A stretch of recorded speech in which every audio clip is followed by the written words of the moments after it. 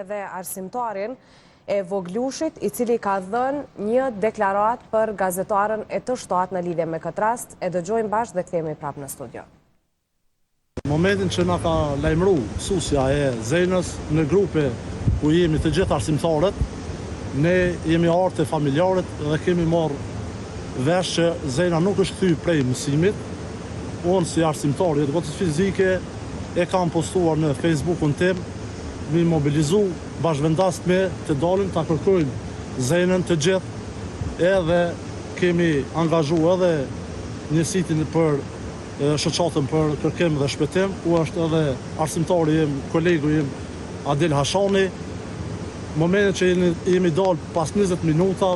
qytetarët e Gadimes e kanë gjetur Zenën, ku kanë dyshu në lëmë, se ashtu edhe kanë po kamerat kur e kanë shu udhën, gjë që familjarët tregojnë që asnjëherë nuk ka ardhur nga aja anë ka sheni poshtë, nëse mundi me rrugë në kamerë, gjithmonë e ka frekuentuar udhën, ka është ardhur gjithë. Mirë po, momentin që e ka shu udhën, atëherë na kemi dyshu që ka rënë lëmë, edhe kemi gjetur, domethënë në Gadime të Ol, ku unë dhe arsimtari Adel i kemi dhënë ndihmën e parë, reanimimin që e kemi mësuar sipas në fakultet. Jemi mundu ka pas puls, i kanë dhënë ndihmë edhe infermiera Marigona Krasniqi, është nxënëse Jonja, doktori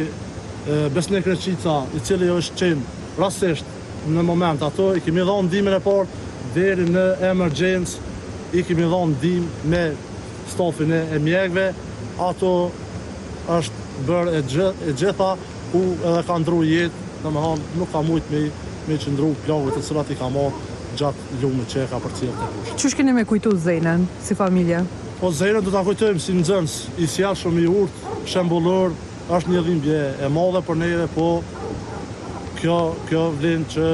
Zoti e ka shu kështu,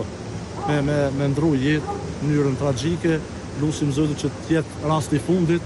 gjë që ma parë s'ka pas asnjëherë nga vendas që i pës edhe të moshuarit, kanë treguar që asnjëherë nuk ka ndodhur një rast i tillë. Lusim që të jetë ky rast i fundit i Zenës,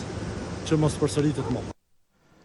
Kemi dëgjuar teksa ka folur edhe arsimtari i nxënësit tashmë të ndjerit, cili ka treguar se ai bashkë me të tjerët kanë arritur të japin ndihmën e parë nxënësit, por që fatkeqësisht më pas kur është dërguar në emergjencë në spital nuk ka arritur të mbijetoj, dhe siç tregoi edhe arsimtari, pra nxënësi fatkeqësisht ka lëvizur në një rrugë që jo zakonisht kanë lëvizur dhe më pas ka rrshitur duke rënë në lumin e fshatit.